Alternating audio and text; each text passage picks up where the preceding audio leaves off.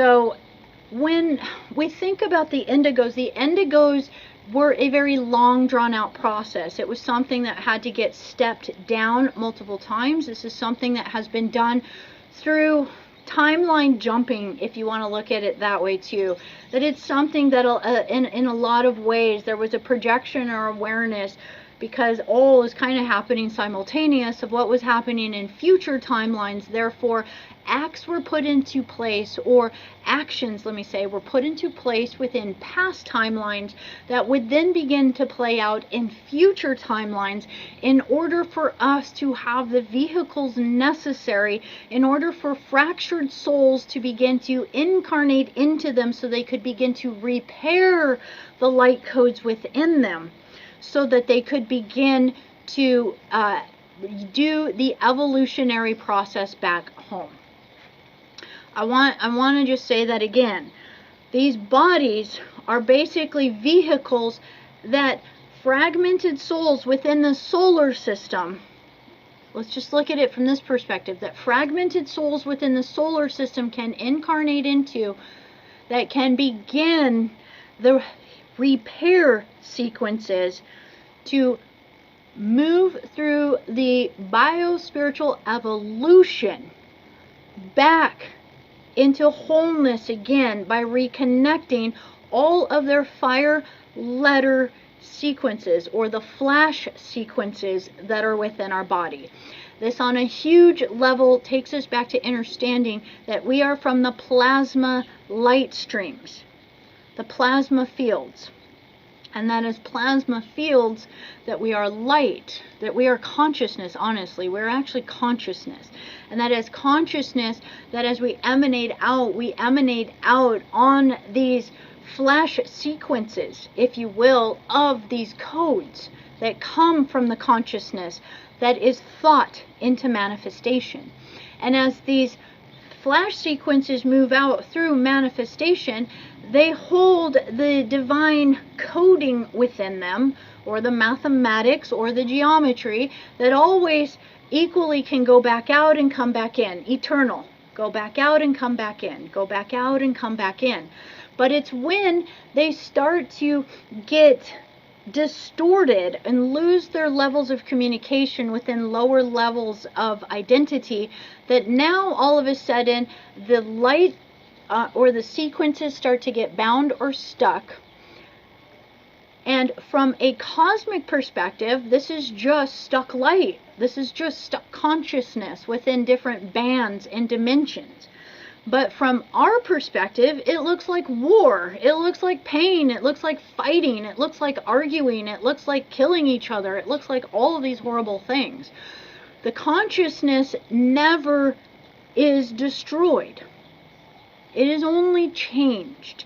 And the goal is that we are freeing up consciousness to allow itself to get unstuck from these lower bandwidths of low vibrational consciousness thinking, that what you see is all that is, so that you can remember again. You're not trying to evolve into anything. You're actually just trying to remember who you've always been, so that you can return back home. So as we look at this, the creator fields, so the initial emanations are the sound and light fields, and that these initial sound and light fields emanate originally as the first templates are sound. As the first templates are sound, as the sound begins to emanate, sound emanates from a thought or a manifestation of this consciousness, and then it begins, as it moves upon the void, it actually then, through the sound reverberating, creates light.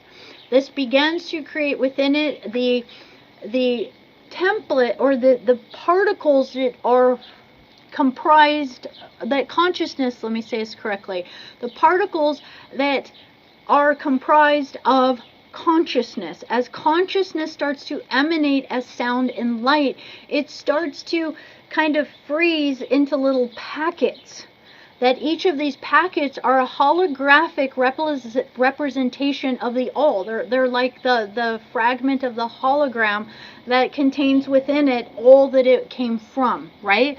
So each of these standing packets is going to be something called the partikai, the particum, and the partica. These are basically the matter, the antimatter, and the antimatter.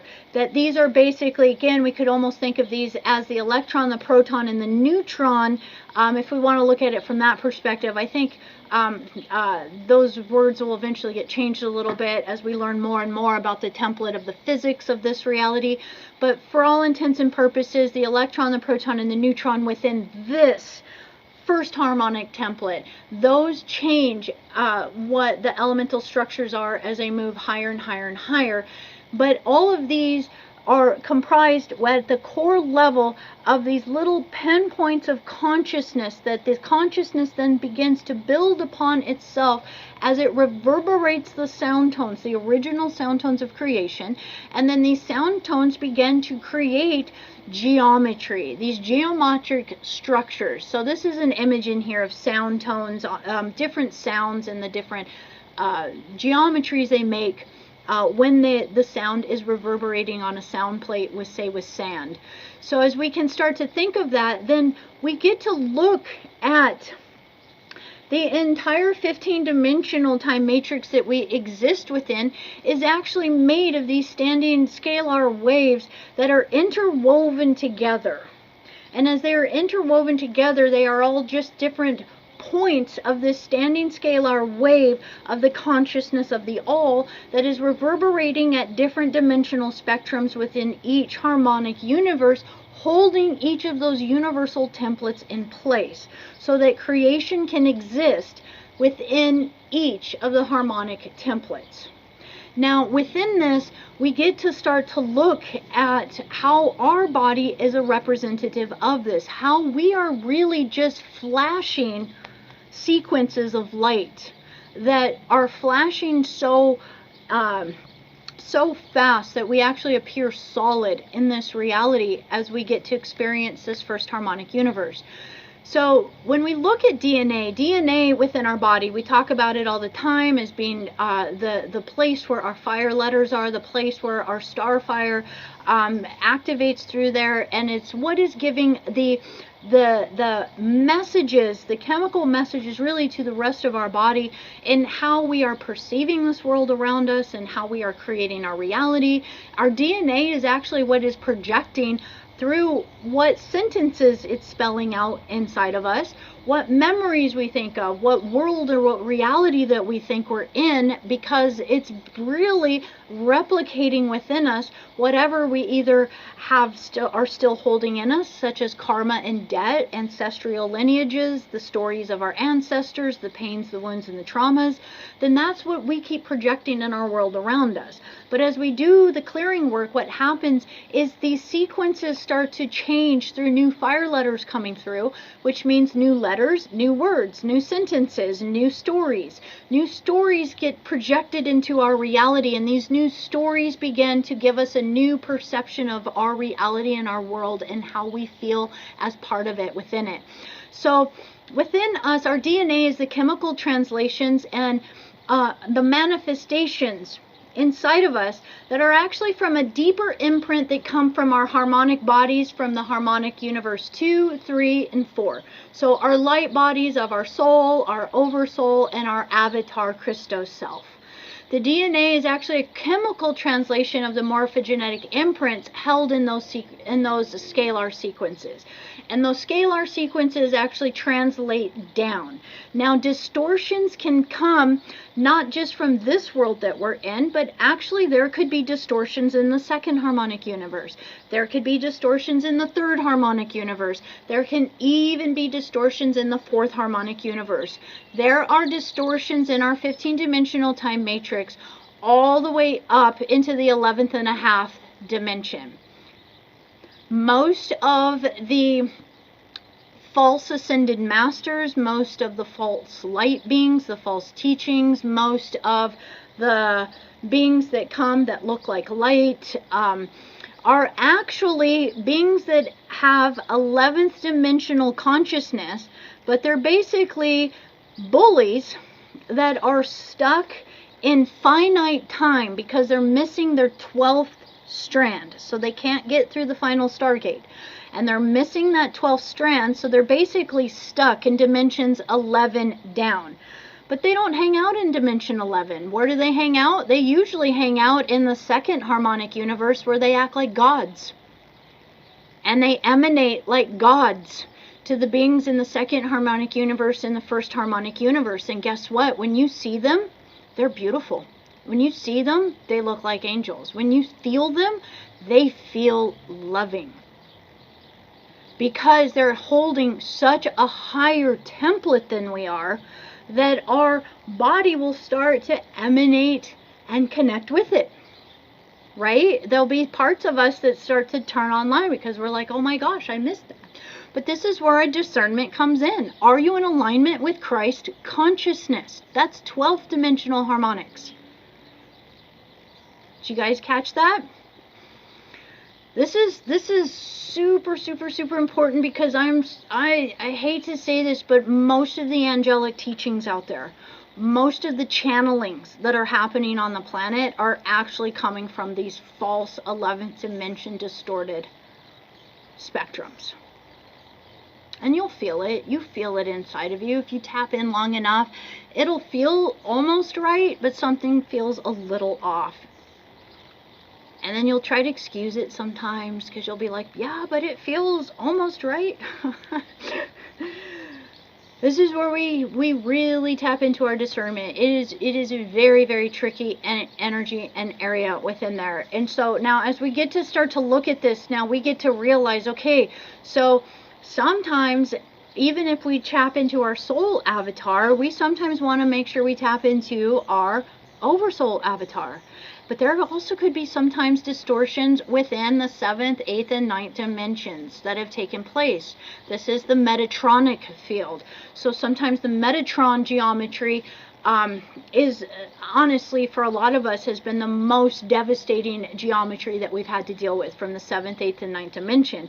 So even within our oversoul, this is where a lot of our angelic forms actually originally got distorted and trapped in these realities, was in the 3rd harmonic universe. And so therefore the distortions will translate all the way down into the Pleiadian timelines, and then translate all the way down into our Lemurian, Atlantean timelines, and all of the Earth histories here. So what we want to do is, many times, this is again why we work with our Christ avatar. This is why we work with the 12th dimension, so that when we tap into the 12th dimensional spectrum, we're tapping into the first level of creation outside of all polarity. Outside of polarity means outside of any of the distorted light fields. We are stepping back into eternal light fields, so that we can allow that Christ consciousness family to be the illuminating light, to just give us that extra nudge to feel if anything is off. When our fire letters move through our body, the scalar sequences basically are our fire letter sequences. So the standing scalar fields, again, are basically the emanation from the creator God realm. So the original sound tones and the original light tones, these are the scalar sequences that move through. But remember, this is all emanating from consciousness, right? So consciousness is energy. Energy is consciousness. Consciousness is energy. Energy cannot be destroyed. It cannot be created. It can only be changed. So consciousness, again, our initial place that we are doing work within our life is with consciousness. What we are always looking to do is to shift our consciousness. Our consciousness is where our energy is able to embed at higher light streams within us.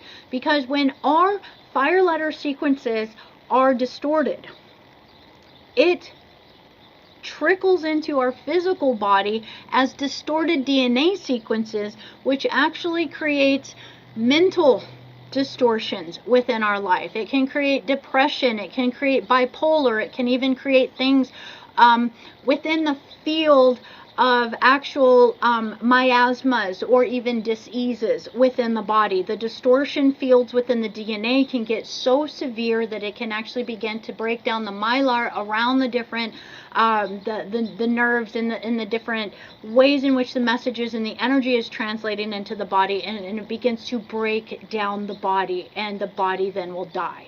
So these are really important for us to understand. So again, scalar waves are the standing waves that come from the dimensions that are just interwoven scalar wave patterns that are coming from the consciousness that emanated from the God source realms, or the ultra terrestrial realms, or the creator field realms. So let's take a peek at this, and I'm actually let me actually come to this one first. So if we were to think of the gold ray, the blue ray, and the violet ray, as we look in here, that these would be the streams of consciousness that are emanating in. And I want to just show this image because this is from the Ascension Glossary. If you were to look at this image, the most important thing to see in there is that these three flames are actually emanating into a sphere of light, which is a sun. So we talk all the time about the solar Rishi. Now you are seeing this is how a solar Rishi is birthed. This is the creation. The solar Rishis are these massive gestalts of consciousness that if you were to connect with it, it is luminescent like a sun. Here you are seeing literally the creation, or a representation of what this creation would be like. And I love the artist that she has that helps her, because she's just such an incredible soul that has the ability to just add these geometry visuals on there that start to give this vibration. Now these original creator sound tones of creation, this would be the fifth harmonic universe. This is at a level beyond all physical creation. These are the sound tones and the light fields as they emanate out, and then as they collect within this universe, as they collect in here, then they emanate as Rishi, the Rishi levels of consciousness. Now these Rishic levels of consciousness then further broke themselves down and created something called the Elohai and the Seraphi. This is not the Elohim, and this is not the Seraphim. This is at still the fifth harmonic level of consciousness, but these are the creator collectiveness that we could also see is going to be connected to something we refer to as the Eieyani. The Eieyani, again, are a group of ascended masters. To be an ascended master, so again, there are a lot of semi-ascended masters. There are a lot of individuals throughout creation that have reached absolute, definite high levels of attainment of consciousness. But truly, an ascended master, probably the most coded word and the word to be most cautious of is if somebody is praying to someone as an ascended master, that they are doing a prayer, a chant, a mantra, an incantation, or any kind of evoking of an ascended master. More than likely, whatever consciousness that one is calling upon at that level is going to be one of these 11th dimensional distorted finite beings. Because a true ascended master means one has mastered all 12 dimensions and is now in spherical form. And as we look at this, we get to see the Eieyani group, again, are a group of the ascended masters who are incarnate members of the Emerald Order, the Gold Order, and the Amethyst Order Yana Collective. So it's a collective energy, and as we see this, you can see that the light fields all emanate and create into now a combined morphogenetic field, a combined scalar Templar wave pattern that now begins to create the emanation and the step down of the eternal flame, which starts to move as the flash sequences that are supposed to be flowing perfectly through our DNA. Now, as we look at this, these are the beings that began to found the